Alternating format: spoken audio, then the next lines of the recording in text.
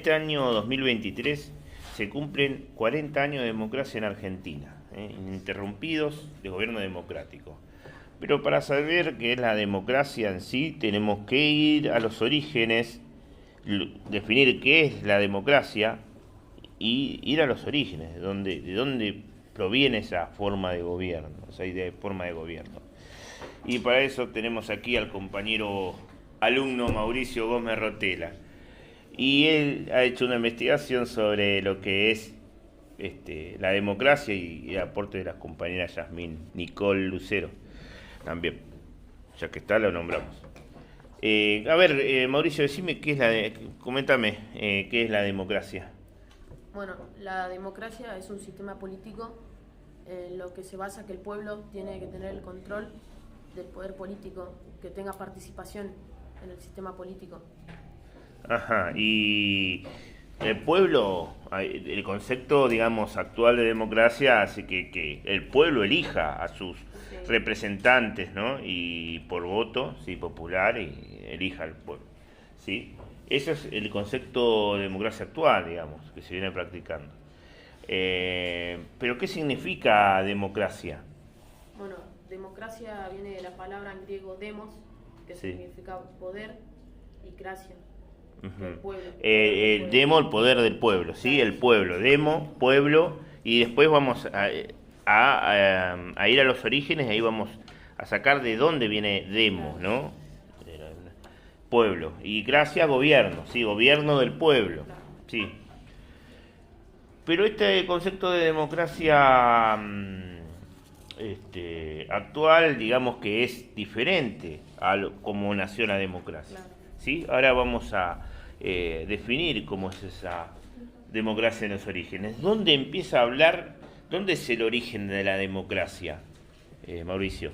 Bueno, la democracia comienza en el siglo VI a.C., a finales de la época arcaica, con la Constitución redactada por Solón, ¿no? Sí, en el 594 a.C. Te cuento algo, en la época arcaica era una época de formación de lo que luego va a ser Grecia, y en un momento ni siquiera había escritura, porque venía de la época oscura que no había escritura. Se creó el alfabeto griego y ahí recién se pudo empezar a redactar las leyes por escrito. Porque bueno, la situación era que la población estaba un poco revuelta, no había organización y aparte la oligarquía ahí siempre quería dominar todo y por eso había esclavitud por deudas, por ejemplo, que eso hay un legislador que quiere impedir eso y que haya más igualdad entre los ciudadanos. Después vamos a decir que es ciudadano griego, ¿no? Venía de un sistema político oligárquico donde el pueblo no tenía tanto poder político, solo los que más poder tenían dentro de la riqueza. Solón era un legislador, un poeta griego, digamos, y considerado uno de los 7 sabios de Grecia. Uno de los 7 sabios. ¿Qué es lo que planteaba Solón con su constitución, con sus leyes? Antes hay que aclarar que había, en este contexto de revueltas, de desorganización en la población, había que establecer las leyes para ordenar un poco. Entonces, hubo otro legislador que se llama Dracón y bueno, ahí era un poco de leyes ya autoritarias, leyes de sangre decían, porque el que robaba le cortaban la mano, al que mataba condena de muerte y esas cosas. Eran ese tipo de leyes, pero Solón lo que hizo es hacer un poquito más pensando en la población. ¿Qué propone Solón en sus leyes? Solón llevó a cabo uno de los planes de reformas que incluían la eliminación de la esclavitud por deudas. Además, dividió la sociedad en 4 grupos según sus riquezas.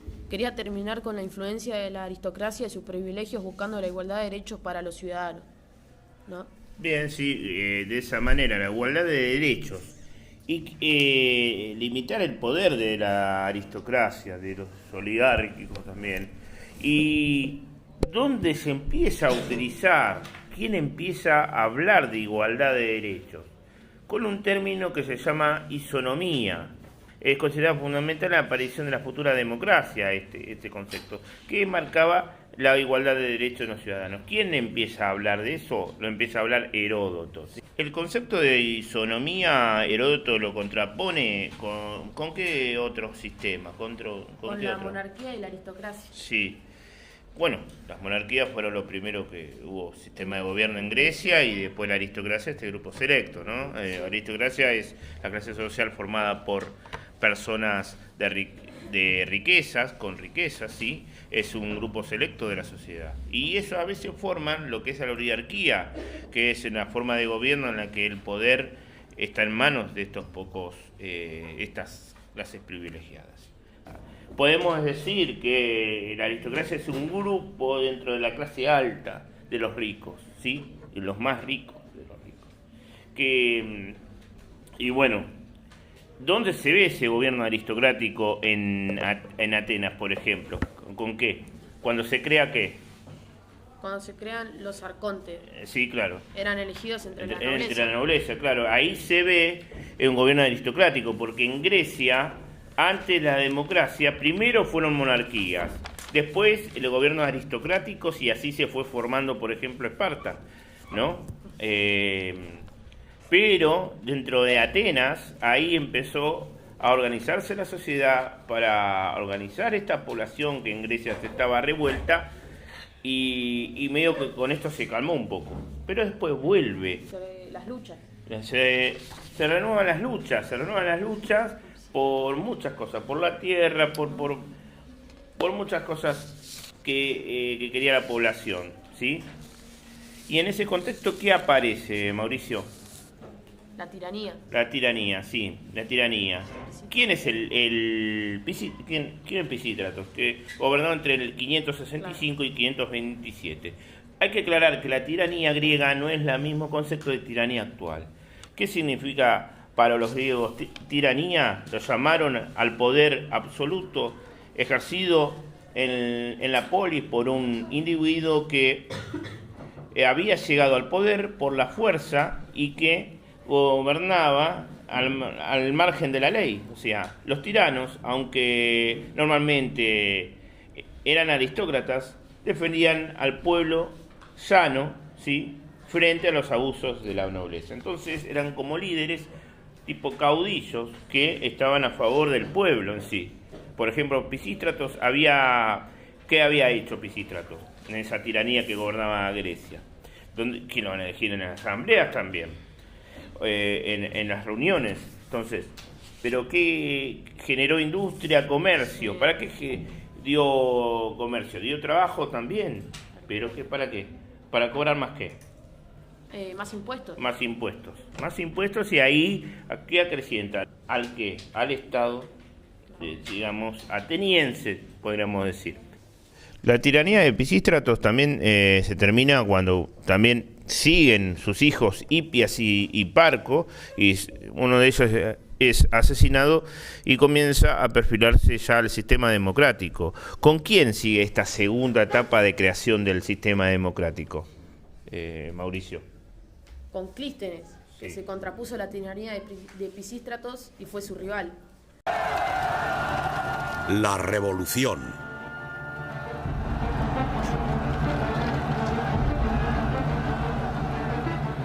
Año 508 a.C., 5 siglos antes del nacimiento de Cristo. En una ciudad llamada Atenas, una diminuta ciudad de Grecia, el pandemonio gobernaba las calles. La gente normal se rebelaba contra sus gobernantes, pidiendo libertad por los siglos de opresión.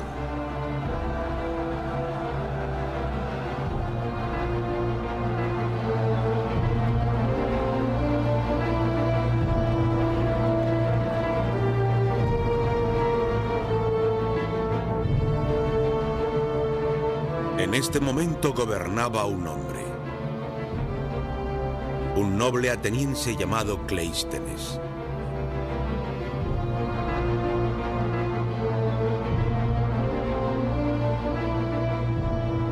Cleístenes había sido educado para ser un gobernante desde su nacimiento, para mirar a esta gente vulgar por encima del hombro. Pero esa noche todo cambiaría en su vida. En en la historia de Grecia y en la historia de la civilización.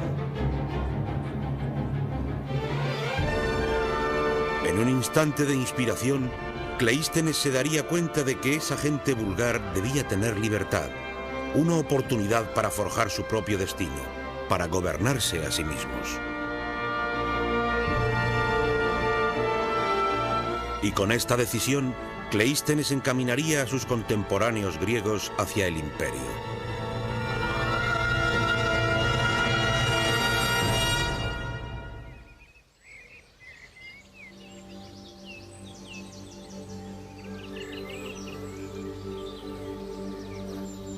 Los historiadores estiman que Cleístenes nació alrededor del año 570 a.C.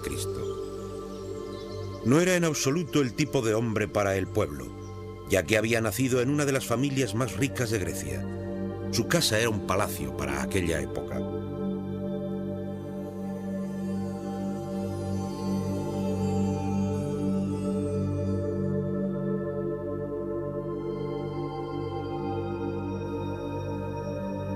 A la familia de Cleístenes la llamaban Almeónidas. Era una dinastía política acomodada y de larga tradición. Creció en un mundo de grandes privilegios. Un mundo donde los hombres de élite esperaban que se les concedieran muchos privilegios. Desde su infancia enseñaron al joven Cleístenes que era un aristócrata, descendiente de la clase gobernante de la antigua Grecia. En el siglo VI a.C., esta clase aristocrática controlaba todo lo que ocurría en la ciudad natal de Cleístenes, una pequeña localidad llamada Atenas.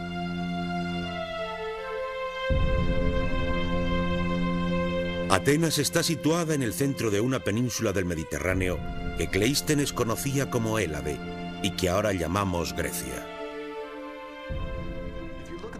Si te fijas en la geografía de Grecia, no se diría que fuera el lugar en donde se esperaría que surgiera una gran civilización. Hay demasiadas montañas. Grecia no tiene el obvio paisaje físico que típicamente se asocia con las auténticamente grandes civilizaciones imperiales del antiguo mundo. Las grandes civilizaciones de tiempos de Cleístenes habían crecido alrededor de los ríos y de las llanuras fértiles que se extendían desde sus orillas. Al sur de Grecia se encuentra Egipto y al este se encuentran los persas. En el corazón de su imperio fluyen los ríos Tigris y Éufrates, el hogar de las primeras ciudades del mundo.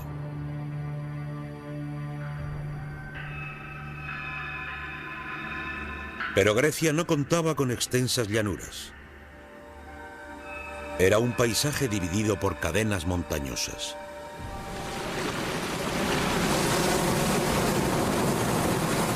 Más allá de la costa se encuentran numerosas islas diminutas. Parecía imposible para un simple gobernante dominar este mundo fragmentado.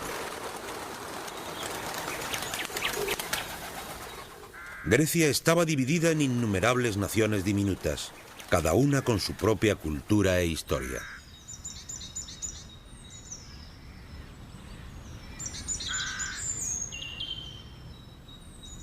En tiempos de Cleístenes había miles de pequeños estados luchando entre sí por las tierras y el poder. Nunca estaban unificados políticamente, o al menos en el periodo clásico jamás estuvieron unificados políticamente.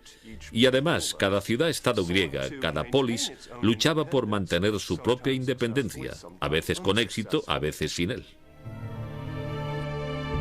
La ciudad fue construida alrededor de la Acrópolis, un abrupto afloramiento de roca desnuda, una fortaleza desde la cual los atenienses se defenderían de los ataques de sus vecinos.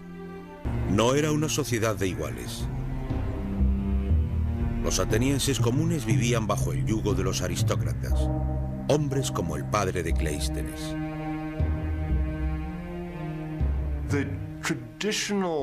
En el tradicional entorno político del cual surgió Cleístenes, todo el poder político efectivo estaba en manos de un puñado de personas.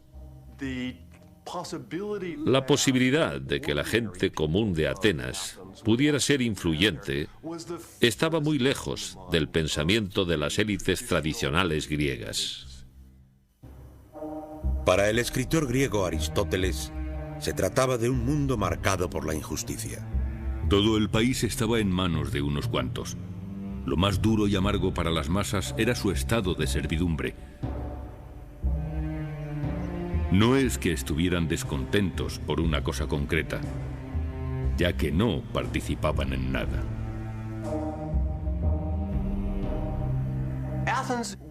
Atenas, en cierto sentido, se volvió en su propia contra. Tenía esa parte de la población, a la aristocracia, gozando de todo el poder a costa del resto de la población ciudadana. Por primera vez en la historia escrita, el pueblo había reducido a sus gobernantes y conseguido el poder para sí mismo.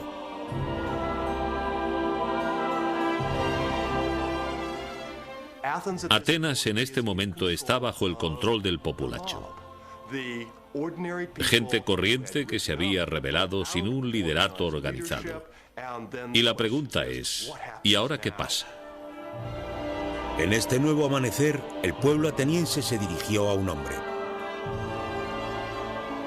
Un personaje cuya vida, cuyas experiencias y decepciones le habían proporcionado una visión única.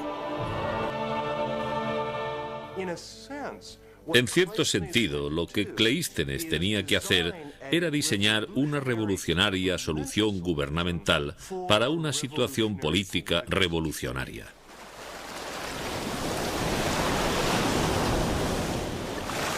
Para Cleístenes, el problema era cómo ofrecer a los atenienses esa seguridad en el futuro que pedían. Clístenes, a fines del siglo VI, digamos que organizó a los ciudadanos distribuyéndolos en 30 demos, que las demos, digamos que serían como barrios. 10 en la ciudad, 10 en el campo y 10 en la costa. Al eliminar la organización anterior en clanes familiares... Claro, que eran de clanes familiares, sí, que eran como las tribus legendarias, los juntó en demos y los dividió. Es eso lo que hizo. Ahí que va, en vez de fortalecer a la aristocracia que controlaba esas tribus, va a fortalecer la unidad colectiva, claro, de estos grupos, ¿sí? Y digamos que de este modo nació la democracia. Sí, ¿no? Entonces de ahí sale la palabra demos, ¿no? Sí. El gobierno de los demos.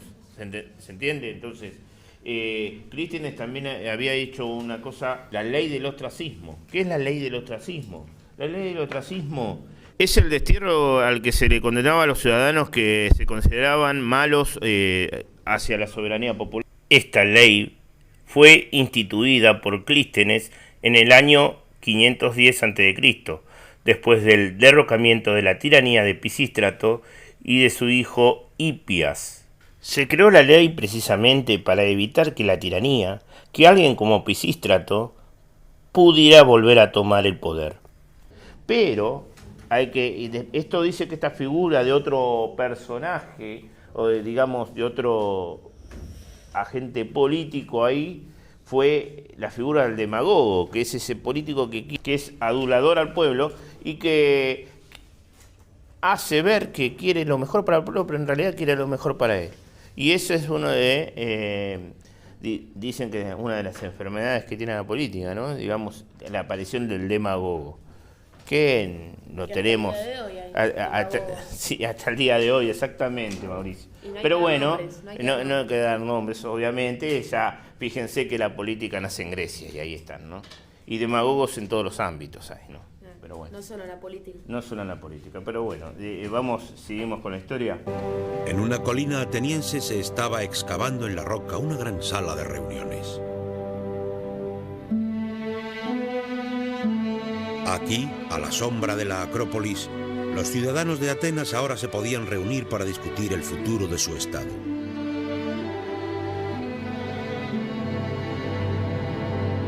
En estos mismos escalones, ricos y pobres podían ponerse en pie y dirigirse al resto de los ciudadanos. Es el antecedente de la Cámara de los Comunes británica, del Congreso americano, de los parlamentos de todo el mundo. Y en el lugar donde una vez el gobierno se había decidido mediante la fuerza de una espada o por el golpe de una afilada lanza, Cleístenes instituyó el voto simple. Una piedrecita blanca para el sí, una piedrecita negra para el no. Y con esta idea sencilla y elegante, Cleístenes instituyó la ley del pueblo. Un sistema de gobierno que ahora conocemos como democracia.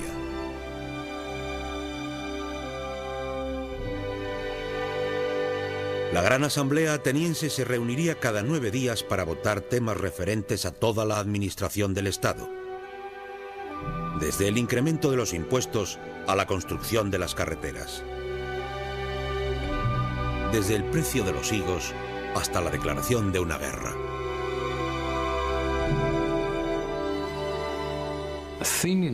La democracia ateniense es un tipo de democracia muy diferente a la nuestra.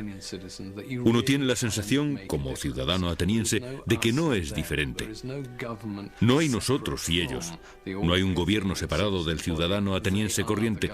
Ellos son el gobierno. Pero hay una diferencia acá. Ya empieza a haber la diferencia con la democracia actual. ¿Cómo es la democracia ateniense? Era directa. ¿Por qué directa? Porque se hacía por sorteo. Muy pocas, solo los generales se hacían por votación. Sí, claro, pero ese sorteo, ¿pero qué? ¿Quién elige? ¿Se elige representantes? No, era el pueblo el que decidía en sí. Que puede, por ahí, elegir algún funcionario, se elige entre ellos por sorteo, pero no elegían representantes como la democracia actual, ¿se entiende? Por eso la democracia ateniense es directa, ¿sí? Para los cargos públicos elegidos por sorteo. Y, por ejemplo, los generales, ¿quiénes son los estrategas? Estrategas militares que eran elegidos por votación, y en este caso, ahí quién entra. Y ahí podemos decir una tercera etapa de la democracia ateniense con Pericles, ¿sí? Que es elegido estratega, y él dirige los destinos. La democracia representaba un gran salto. Una cultura originalmente elitista y heroica ahora había cambiado, y la idea era que incluso los griegos normales, que no eran aristócratas ni ricos, pudieran ser héroes en la política.